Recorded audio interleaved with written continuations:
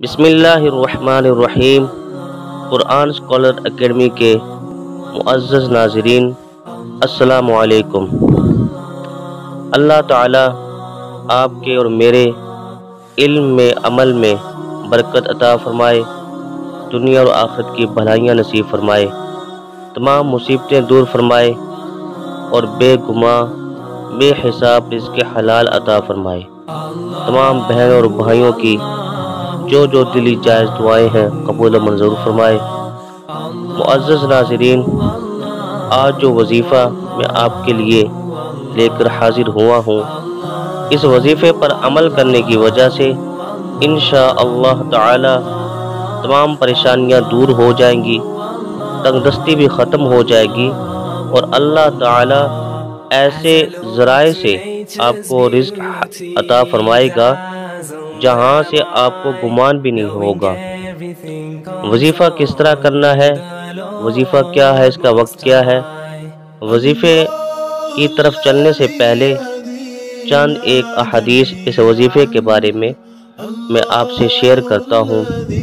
چنانچہ حضرت سیدنا انس رضی اللہ تعالی عنہ سے روایت ہے کہ خاتم النبیین صلی اللہ تعالی علیہ وآلہ وسلم کا فرمان ہے، بے شک لوہے کی طرح دلوں کو بھی زنگ لگ جاتا ہے اور اس کی صفائی استغفار کرنا ہے۔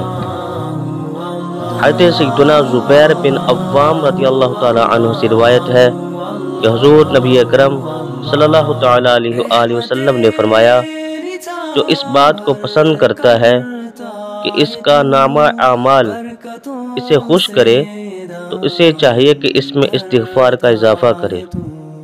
ایک اور روایت میں ہے کہ حضرت سیدنا عبداللہ بن بصر رضی اللہ تعالی عنہ فرماتے ہیں کہ میں نے رسول اللہ صلی اللہ تعالی علیہ وآلہ وسلم کو فرماتے ہوئے سنا کہ خوشخبری ہے اس کے لیے جو اپنے نامہ اعمال میں استغفار کو کثرت سے پائے۔ تو محترم ناظرین، یہ وظیفہ استغفار کہلاتا ہے۔ یہ وظیفہ حضور نبی کریم صلی اللہ تعالی علیہ وآلہ وسلم نے اپنی امت کو تعلیم فرمایا ہے۔ چنانچہ حضور نبی کریم صلی اللہ تعالی علیہ وآلہ وسلم نے فرمایا، جس نے استغفار کو اپنے اوپر لازم کر لیا، اللہ عز و جل اس کی ہر پریشانی دور فرمائے گا اور ہر تنگی سے اسے راحت عطا فرمائے گا اور اسے ایسی جگہ سے رزق عطا فرمائے گا جہاں سے اسے گمان بھی نہ ہوگا۔ محترم ناظرین، یہ وظیفہ حضور علیہ السلام نے عطا کیا ہے۔ اس وظیفے کی خاص بات یہ ہے کہ جب آپ چاہیں، جس وقت چاہیں، آپ چلتے پھرتے، جب آپ کو یاد آ جائے، جب آپ کو ٹائم ملے، آپ استغفار کی تسبیح کرتے رہا کریں۔ زبان میں بغیر تسبیح کے بھی جب آپ کو یاد آ جائے، اپنی زبان پر استغفار کی تسبیح کو بھی یاد کر لیا کریں۔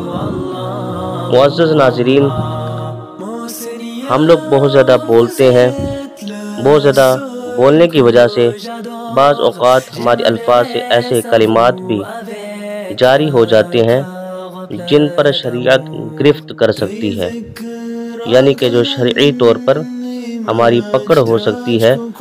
ہمیں ہمارے انجانے یا پھر جان بوجھ کر بھی بعض اوقات مذاق میں بھی ایسے کلمات ہماری زبان سے نکل جاتے ہیں جس پر ہمیں گناہ ملتا ہے۔ تو جب انسان ایسے گناہوں میں مبتلا ہو جاتا ہے تو اس کی روزی رزق میں بندش آ جاتی ہے۔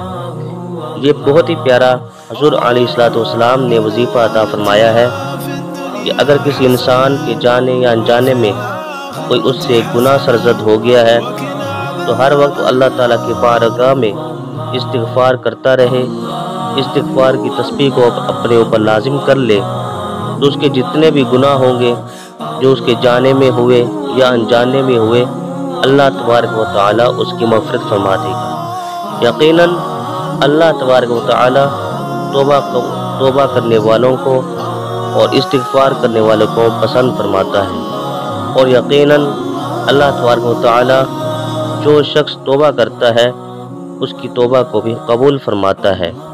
اس لیے آپ اس تسبیح کو وظیفہ استغفار کو اپنے اوپر لازم کر لیں۔ جب آپ کو یاد آئے، چلتے پھرتے کام کرتے ہوئے اپنی زبان پر اس وظیفہ استغفار کو جاری رکھیں۔ استغفار آپ کرتے رہیں تو انشاءاللہ اس وظیفے پر عمل کرنے کی بدولت آپ کی جتنی بھی پریشانیاں ہیں، گھریلو پریشانیاں ہیں، گھریلو ناچاکیاں ہیں، آپ کے محلے میں آپ کے رشتہ داروں کے میں کوئی بھی پریشانیاں ہیں یا آپ کے رزق میں تنگی ہے، ان تمام سے آپ کو نجات مل جائے گی۔ عرض یہ ہے کہ صدقہ جاریہ کی نیت سے اس ویڈیو کو آگے ضرور شیئر کریں۔ یاد رہے کہ نیکی کے بات کو آگے پھیلانا بھی صدقہ ہے۔ خوش رہیے، اپنا خیال رکھیے اور اپنی دعاؤں میں یاد رکھیے گا۔ جزاک اللہ خیرا۔